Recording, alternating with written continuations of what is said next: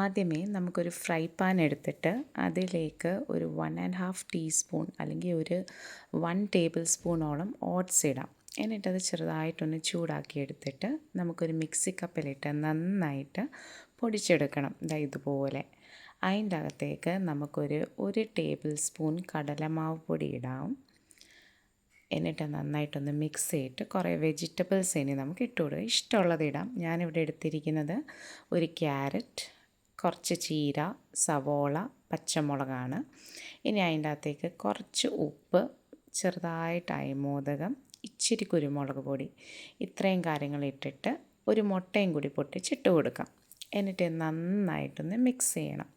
Mix ചെയ്തതിൻ്റെ ശേഷം നമുക്ക് ആവശ്യത്തിനുള്ള വെള്ളം ഇതിലേക്ക് ഒഴിച്ചു കൊടുക്കാം.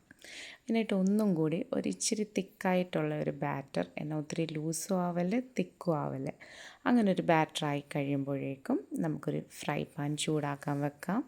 അതിലേക്ക് കുറച്ച് എണ്ണ, വളരെ ചെറിയ എണ്ണ നമുക്കിങ്ങനെ സ്പ്രെഡാക്കി കൊടുക്കണം. എന്നിട്ട് അതിലേക്ക് അതൊന്ന് ചൂടായി കഴിയുമ്പോഴേക്കും നമുക്ക് അതിൻ്റെ അകത്തേക്ക് നമ്മുടെ ഈ ബാറ്റർ ഒഴിച്ചു കൊടുക്കാം. എന്നിട്ട് ഇതുപോലെ ഒന്ന് സ്പ്രെഡാക്കിയിട്ട് ഒരു 1½ മിനിറ്റോളം അതൊന്ന് അടച്ച് വെക്കണം. അപ്പോൾ ഒരു സൈഡ് ഇതുപോലെ മുരിഞ്ഞ് വരും. തിരിച്ചിടുക, ആ സൈഡ് ഇതുപോലെ മുരിച്ചെടുക്കുക. നമ്മുടെ ഹെൽത്തി, ടേസ്റ്റി, ക്രിസ്പി ആയിട്ടുള്ള ഒരു റെസിപ്പി ഇവിടെ റെഡിയാണ്. വെയ്റ്റ് ലോസിന് പെർഫെക്റ്റാണ്.